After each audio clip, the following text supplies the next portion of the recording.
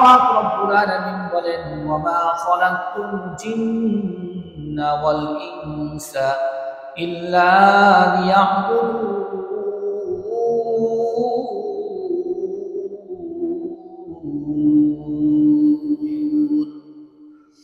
আল্লাহ তাআলা বলেন, ওয়া মা খালাকতুল জিন্না ওয়াল ইনসা ইল্লা লিয়াবুদুন। আমি এই পৃথিবীর মধ্যে জিন এবং ইনসানকে, মানুষদেরকে দুনিয়ার মধ্যে পাঠিয়েছি আমার ইবাদত বন্দী করার জন্য। দুনিয়ার মানুষরা যদি, দুনিয়ার আমার গোলামেরা যদি আমার ইবাদত বন্দী করে, এই তামাম দুনিয়ার আমার যত মাখলুকাত আছে সমস্ত মাখলুকাত তার গোলাম হয়ে যাবে। কিভাবে গোলাম হবে দেখেন, আপনি যদি আল্লাহ তাআলার গোলাম হয়ে যান, তাহলে এই পৃথিবীর যত মাখলুকাত আল্লাহ পাক রব্বুল আলামিন সৃষ্টি করেছে সমস্ত মাখলুকাত আপনার সেবক হয়ে যাবে। আপনি দেখেন, গরু মহিষ ভেড়া বকরি দুম্বা থেকে আপনি উপকার নিতেছেন। একজন কৃষক যখন সে কয়েকটা গাভী লালন পালন করে বছর ধরে তার কয়েক লক্ষ টাকা আসে, কথা বলেন ঠিক কিনা? একজন কৃষক যখন জমিনের মধ্যে ফসল ফলায় তখন জমিনের মধ্যে ধান হয়। এমন ব্যক্তি আছে 100-200 মণ ধান পায় এবং এই ধান বিক্রি করে সারা বছর চলে, কথা বলেন ঠিক কিনা? এই জমিন ওই ব্যক্তিকে সেবক হিসাবে, খাদেম হিসাবে নিয়োজিত আছে।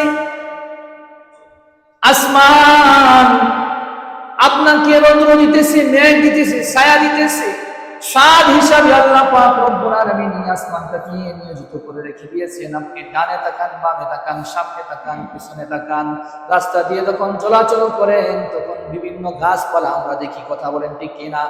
আম গাছ রয়েছে, কাঁঠাল গাছ রয়েছে, জলপাই গাছ রয়েছে। এই গাছের ফলগুলি আমরা কি উপভোগ করি, শান্তি আস্বাদন করি, কথা বলেন ঠিক কিনা?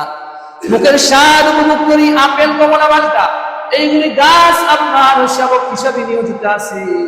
আবার বিশাল বড় বড় আকারের গাছপালা যেগুলি আছে, কাঁঠাল গাছ, এই কাঁঠাল গাছের ফার্নিচার দিয়ে আপনি রূপটাকে সুন্দর করে সাজিয়ে রেখেছেন, কথা বলেন ঠিক কিনা? আজকে যদি কোনো গাছ না থাকতো এই এলাকার মধ্যে, তাহলে কি ডাইনিং টেবিল বানানো সম্ভব ছিল? এক সময় যখন আরো 20-30 বছর পূর্বে দেখতাম, আমি নিজে দেখেছি, মানুষের খাটিরা ছিল, মানুষের খাট পালন ছিল, মাটির খাট। মুরব্বীরা আসি কি না? মাটির খাট ছিল না?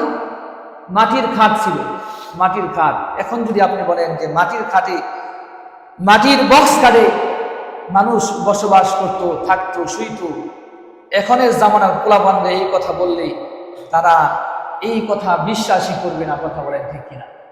তারা বলবে কি বলে, পাগল নাকি, এই কথা বলবে না? কিন্তু এক সময় মাটির খাটের মধ্যে আমাদের বাপ দাদার পূর্বপুরুষরা থাকত, আর যাদের মাটির খাট না ছিল তারা নিচের ফ্লোরের মধ্যে থাকত। আমি নিজে দেখেছি যে মাটির খাট। কিন্তু দেখেন, কাঁঠাল খাট, সেগুন কাঠ আপনাকে কিভাবে সেবক হিসাবে নিয়োজিত আছে।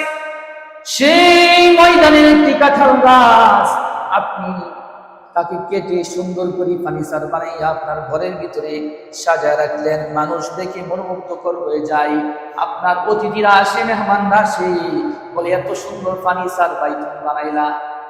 আপনি যখন মসজিদ থেকে যাবেন, রাত্রেবেলা যখন আপনি বিছানায় চলে যাবেন, যখন আপনি খাটিনার মধ্যে শুয়ে পড়েন, সেই খাটটা আপনি যে কোনো একটি গাছ দিয়ে তৈরি করেছেন বা যে কোনো একটি পদ্ধতির মাধ্যমে আপনি তৈরি করেছেন, দেখেন এই খাটিনা আল্লাহ পাক রব্বুল আলামিন, এই কাঁঠাল গাছ, এই সেগুন গাছ আল্লাহ পাক রব্বুল আলামিন আপনার সেবক হিসাবে নিয়োজিত করে রেখে দিয়েছেন।